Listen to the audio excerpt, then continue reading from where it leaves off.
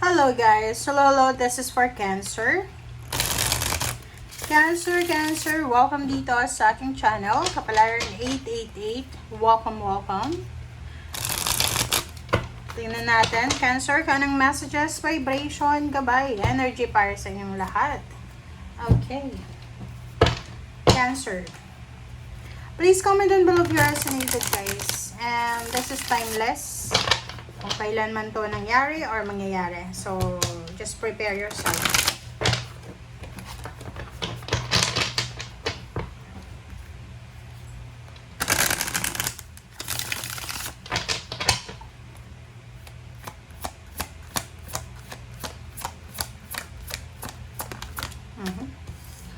Oh, culpability.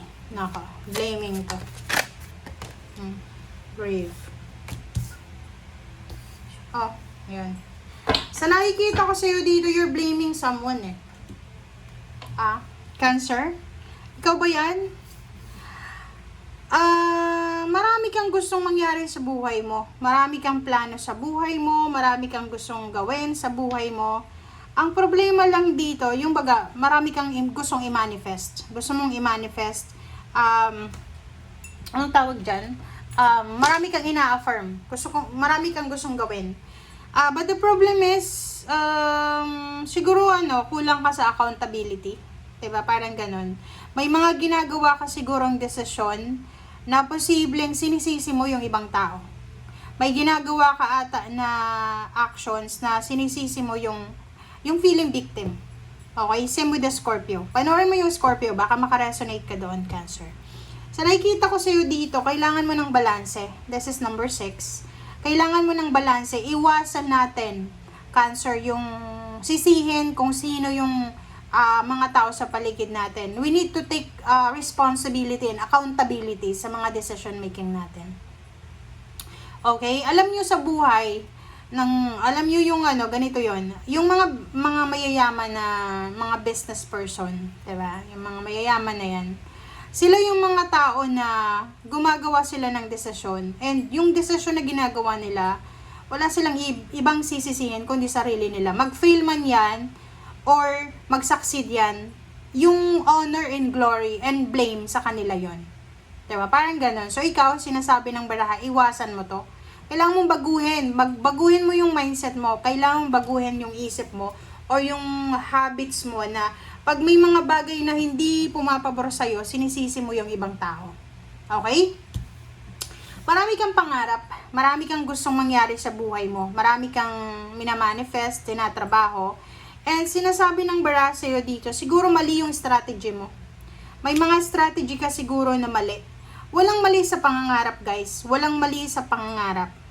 But maybe, mali yung strategy natin kung paano natin maabot yung pangarap natin. And yun, ang problema, sinisisi mo yung ibang tao. Okay? So, dito sa barahang ito, sinasabi ng barahan na everyday is a blessing. Everyday is an opportunity para mabago natin lahat. So, hindi pa huli ang lahat, Cancer. Same with the Pisces, hindi pa huli ang lahat para gawin kung ano yung dapat. Okay?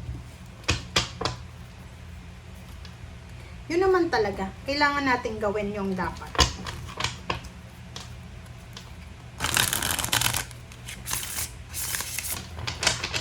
Parang sinasabi ng bara sa'yo dito sa first three cards mo na marami kang gustong gawin sa buhay mo. Okay. Marami kang pangarap. Pero you're not willing to follow yung kung ano yung sinasabi sa'yo ng universe. You're against the flow. Diba? Okay. Wow. Chariot, 7, and 10 of Pentacles. So, same with the Pisces. Panoorin mo yung Pisces. Ang nakikita ko sa'yo dito, lahat daw ng gagawa mo sa mundo ay may kapalit yan. Kung masipag ka, kasipagan yung there's a fruit of your kasipagan in the near future. So, sabi ng Chariot dito, sinasabi sa'yo na okay, just go with the flow. Okay? Kung may mga failures ka, okay, that's a lesson learned para sa'yo. Kung may success ka, congratulate yourself kasi may success ka. Okay?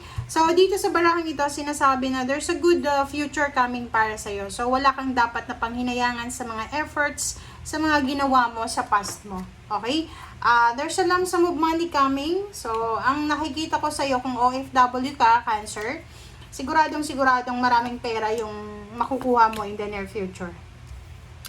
Another is Queen of Wands and Three of Cups. So nakikita ko isang napakasayang selebrasyon ang posibleng mangyayari sa buhay mo. So there's a despedida party, recognition, house blessings, promotion, parang ganon. So you will be parang free from any scarcity mindset, parang ganon.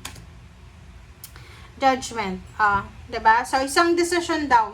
Isang importanteng decision, Cancer, ang posibleng gagawin mo. And this decision, siya yung makakatulong sa'yo para kumita ka ng maraming pera.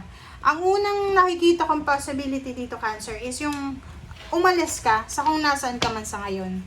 Okay? Kung halimbawa na hindi na productive yung tinatrabaho mo ngayon, or yung trabaho mo, like for example, ang baba ng sweldo, tapos pagod na pagod ka, there's a solution dyan.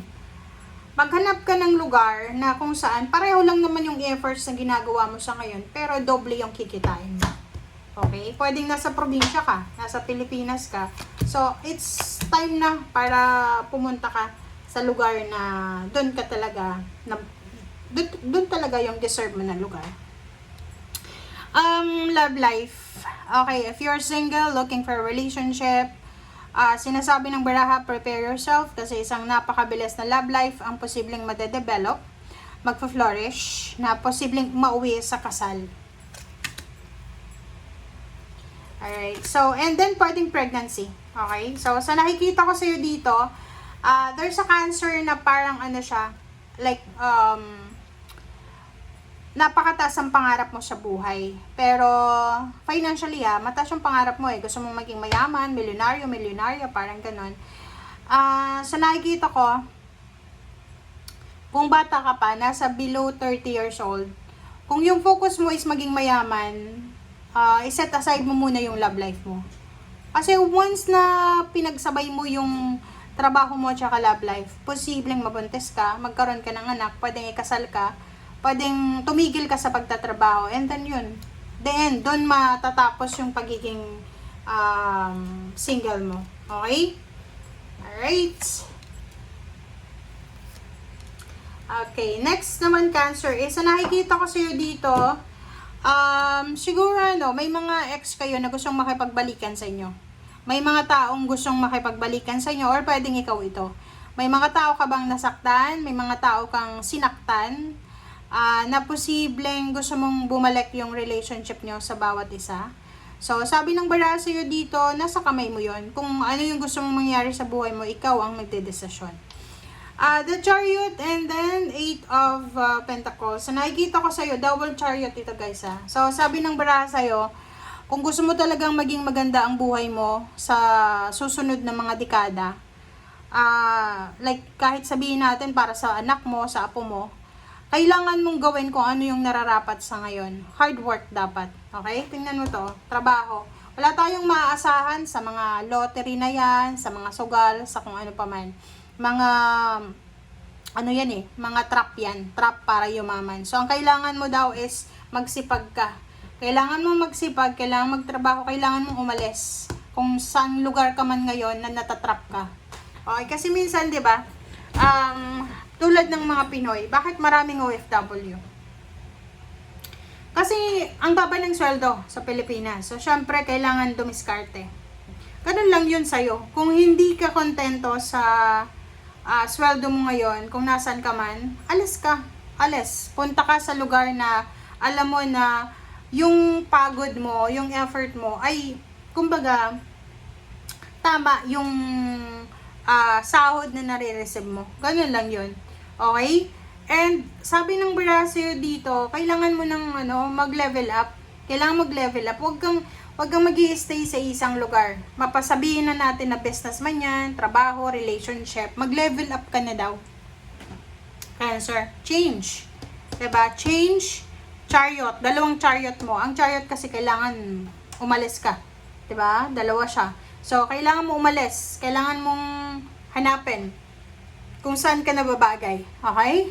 And sa nakikita ko sa'yo dito, once na nakapag-desisyon ka, ganun na lang yun. Parang isang iglap yun na, tsyuk, diba? Nandito yung judgment. Magbabago bigla ang buhay, financial mo. Okay? Thank you. Bye!